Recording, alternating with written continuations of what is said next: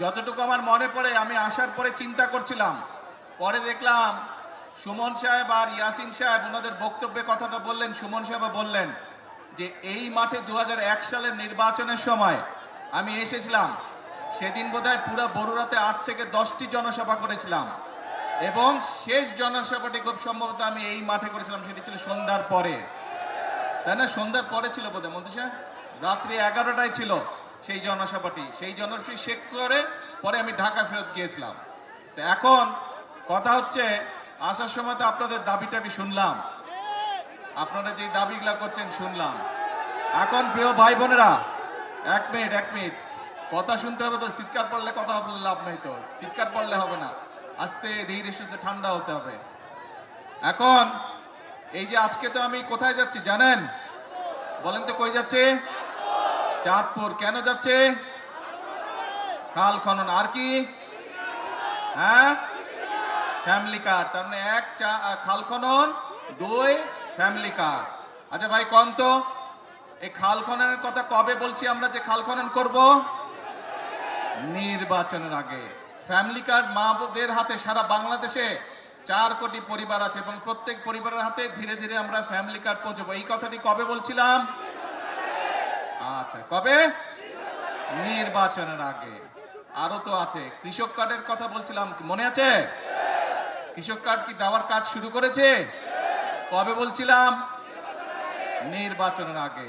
তারপরে এখানে আসার সময় দেখলাম বিভিন্ন মসজিদ মাদ্রাসার ইমাম সাহেবদের, খতিব সাহেবদেরকে, তাদের ব্যাপারে একটা কথা বলছিলাম। বলেন তো কি বলছিলাম? আমরা বলছিলাম তাদেরকে আমরা সম্মানের ব্যবস্থা করব। সেই কাজও আমরা কি শুরু করেছি? সেই কাজও আমরা শুরু করেছি। বাংলাদেশে প্রায় 7,000 মসজিদ বলেন, মাদ্রাসা বলেন বা বিভিন্ন অন্য ধর্মের যেগুলো প্রতিষ্ঠান আছে, সেখানে যারা ধর্মীয় গুরু আছেন তাদেরকে আমরা রাষ্ট্রের পক্ষ থেকে সম্মানের ব্যবস্থা করেছি। তার মানে দাঁড়ালো কি, যেই কয়টা বললাম, আমরা দেশের মানুষকে বলেছিলাম খাল খনন করব, আপনারাই বললেন কাজ শুরু করেছি। দেশের মানুষকে আমরা বলেছিলাম আমরা মা বোনদের হাতে ফ্যামিলি কার্ড পৌঁছে দেব, সেটাও তো শুরু হয়েছে নাকি? আচ্ছা, দেশের মানুষকে আমরা বলেছিলাম আমরা কৃষক ভাইদের হাতে কৃষক কার্ড দিব, সেই কাজ শুরু হয়েছে? এখনো পুরোপুরি শুরু হয়নি, অল্প করে শুরু করতে হয় প্রথমে, কিন্তু শুরু তো হয়েছে নাকি? আচ্ছা, তারপরে দেশের মানুষকে বলেছিলাম যে ইমাম সাহেব সহ যারা আছে তাদেরকে আমরা সম্মানের ব্যবস্থা করবো, শুরু হয়েছে? দেখেন আপনারাই করলেন, সবগুলো শুরু হয়েছে। এরকম আরো কিছু কথা বলছিলাম। তার মানেটা দাঁড়ালো কে? তার মানেটা দাঁড়ালো বিএনপি জনগণের কাছে যেই ওয়াদা দেয়, বিএনপি সরকার পরিচালনার দায়িত্বে থাকলে সেই ওয়াদা বিএনপি পূরণ করে।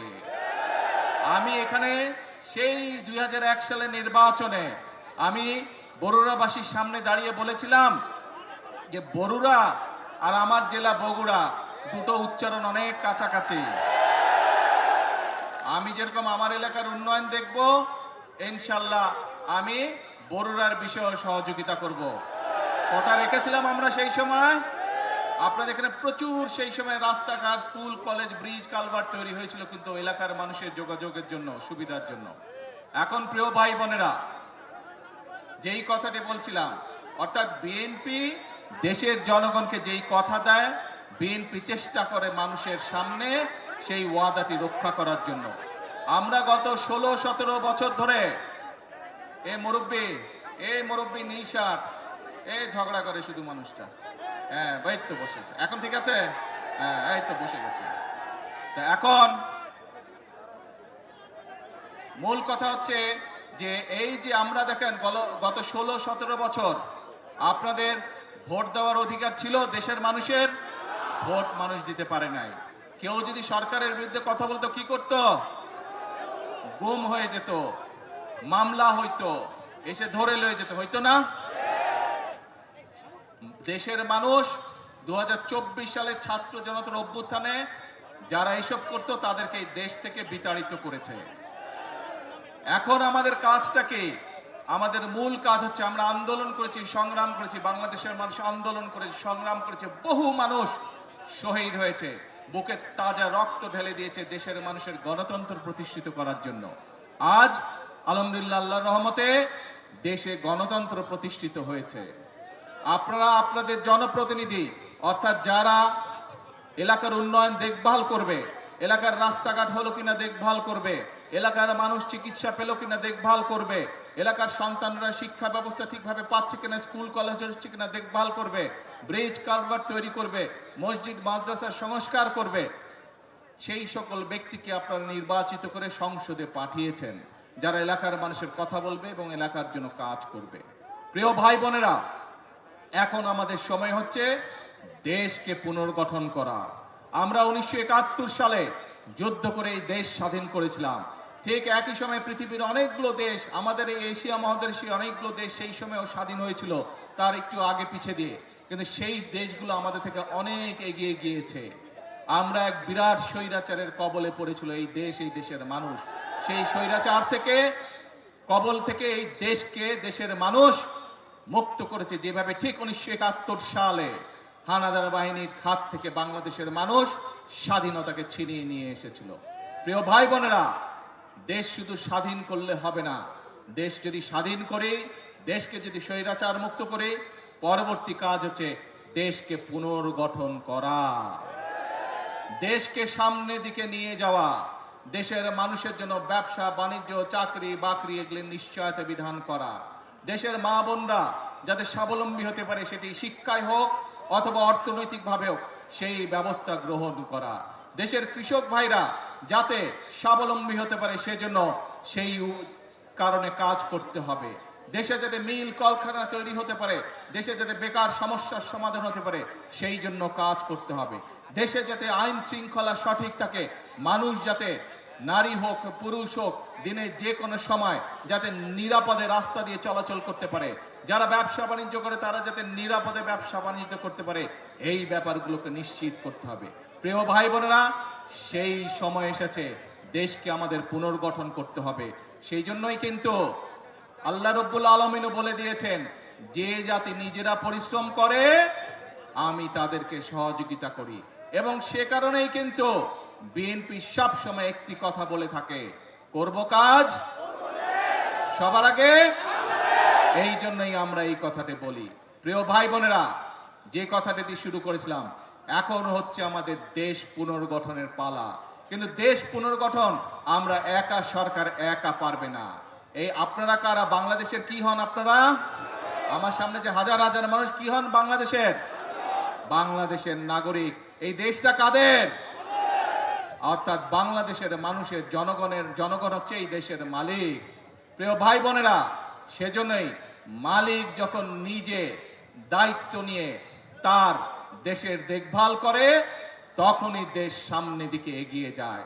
এবং মালিক আজ দায়িত্ব দিয়েছে বিএনপি নামক একটি রাজনৈতিক দলকে বিগত 12 তারিখের নির্বাচনের মাধ্যমে। কারণ আমরা আমাদের যে সকল পরিকল্পনা বাংলাদেশের মানুষের সামনে নির্বাচনের আগে উপস্থাপন করেছিলাম, দেশের মানুষ 12 তারিখের নির্বাচনে সেই ম্যানিফেস্টোকে, সেই পরিকল্পনাকে সমর্থন দিয়েছে এবং বিএনপিকে সরকার গঠনের সুযোগ দিয়েছে। প্রিয় ভাই বোনেরা, এবং সেজন্যই আপনাদের কাছে যে সকল ওয়াদা আমরা দিয়েছিলাম, সেই ওয়াদাগুলো পর্যায়ক্রমিকভাবে আমরা বাস্তবায়নের কাজ শুরু করেছি। কারণ এই যে আপনারা যে দেশের মালিক জনগণ, জনগণের সমর্থন বিএনপির সাথে আছে।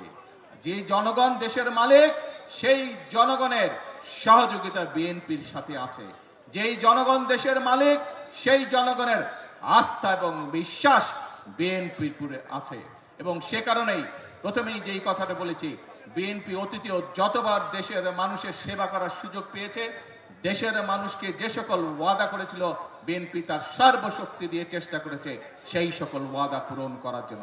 ইনশাআল্লাহ বিগত 12 তারিখের নির্বাচনের আগে আমরা যে সকল ওয়াদা দিয়েছি, পর্যায়ক্রমিকভাবে আমরা একটি একটি করে পর্যায়ক্রমিকভাবে সেই ওয়াদা পূরণ করব। এখন প্রিয় ভাই বোনেরা, আসার সময় আমি দেখলাম সবাই স্লোগান দিচ্ছে, কি চাই? কুমিল্লা বিভাগ। ঠিক আছে,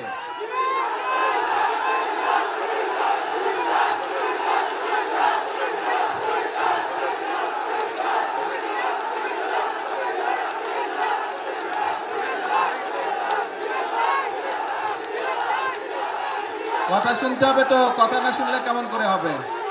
কথা কি বলি শুনতে হবে তো মনোযোগ দিয়ে। এই দাবিটি যদি এই দাবিটি যদি চিল্লালে লাভ হবে না ভাই, ঠান্ডা মাথায় কথা শুনতে হবে। এই দাবিটি যদি জনগণের দাবি হয়ে থাকে ইনশাল্লাহ তাহলে সেটির বাস্তবায়ন হবে। আর আপনারা দেখেছেন দেশ গঠন, সরকার গঠনের পরেই আমরা নির্বাচনের আগে বলেছিলাম সারা দেশে কৃষকদের যাদের কৃষি ঋণ 10,000 টাকা পর্যন্ত আছে সুদ সহ সেই ঋণ আমরা মওকুফ করব যদি আমরা সরকার গঠন করতে পারি। আমরা নির্বাচিত হওয়ার পরে সরকার গঠন করার পরে প্রথম 10 দিনের মধ্যে আমরা সেই জবান রেখেছি বাংলা, এবং সেটি আমরা মওকুফ করে দিয়েছি সরকার থেকে। তার ফলে বাংলাদেশের প্রায় 12 লক্ষ কৃষক, সারা বাংলাদেশে 12 লক্ষ কৃষক এর সুবিধাটি পেয়েছে। 12 লক্ষ কৃষকের সুদ এবং ঋণ দুটোই মওকুফ হয়ে গিয়েছে। প্রিয় ভাই বোনেরা, বাংলাদেশ একটি কৃষি প্রধান দেশ। সমগ্র কুমিল্লা জেলা সহ আশেপাশের জেলাগুলোতে প্রচুর শাকসবজি উৎপাদন হয় এবং অনেক ক্ষেত্রে অনেক শাকসবজি এই এলাকা থেকে বিদেশেও রপ্তানি হয়। আপনাদের একটি দাবি হচ্ছে কৃষি বিশ্ববিদ্যালয়। আমি আগামী কয়েকদিনের মধ্যে শিক্ষামন্ত্রীর সাথে কথা বলবো এবং সবকিছু বিবেচনা করে আমরা উদ্যোগ গ্রহণের চেষ্টা করব যত দ্রুত সম্ভব। এই বিষয়টি আমরা চেষ্টা করব ইনশাল্লাহ বাস্তবায়ন করার জন্য। কিন্তু কথা একটা আছে, ধৈর্য ধরতে হবে। ধৈর্য ধরতে হবে। বিগত 16 বছর, বিগত 17 বছর যে স্বৈরাচার ছিল, এই স্বৈরাচার যেমন দেশের মানুষের উপরে অত্যাচার করেছে, নির্যাতন করেছে, গুম করেছে, খুন করেছে, মানুষকে গুলি করে হত্যা করেছে, মানুষকে গুলি করে জখম করেছে, একই সাথে এই দেশের মানুষের অর্থ সম্পদ তারা বিদেশে লুটপাট করে পাচার করেছে। জানেন তো নাকি? কাজেই দেশের মানুষের অর্থ সম্পদ লুটপাট করে পাচার করে দিয়েছে। সেই জন্য এই মুহূর্তে দেশের অর্থনৈতিক অবস্থা চাপের মুখে আছে। সেজন্যই আমাদেরকে কষ্ট করতে হবে, আমাদেরকে পরিশ্রম করতে হবে এবং সেজন্যই আমাদেরকে ধৈর্য ধরতে হবে। আমরা ইনশাল্লাহ জনগণের যে সকল দাবি, জনগণের যে সকল চাওয়া পর্যায়ক্রমিক ভাবে ইনশাল্লাহ আমরা বাস্তবায়ন করব এক এক করে। প্রিয় ভাই বোনেরা, তাহলে দাঁড়ালো কে? কি দাঁড়ালো? কথা একটাই, আপনাদের শক্তি, জনগণের শক্তি হচ্ছে আসল শক্তি। ভাই আমি তো বাংলায় বলছি, আমি তো ফার্সি ভাষায় বলি নাই, চাইনিজ ভাষায় বলিনি, বাংলা ভাষাই তো বলছি বিভাগের ব্যাপারে। তো ভাই চিৎকার করছো কেন? এখন তাহলে দাঁড়ালো কে? আমরা বলি জনগণই হচ্ছে বিএনপির সকল রাজনৈতিক ক্ষমতা উৎস। শুনেছেন কথাটা আপনারা? সেজন্যই আপনাদের সমর্থন যদি বিএনপির পাশে থাকে, আপনারা যদি আমাদের পাশে থাকেন, আপনারা যদি সুমনের পাশে থাকেন, আপনারা যদি ইয়াসিন এর পাশে থাকেন, আপনারা যদি বাংলাদেশ জাতীয়তাবাদী দলের পাশে থাকেন, ইনশাআল্লাহ আমরা দেশকে সামনের দিকে এগিয়ে নিয়ে যাব। আছেন তো সাথে? ইনশাআল্লাহ।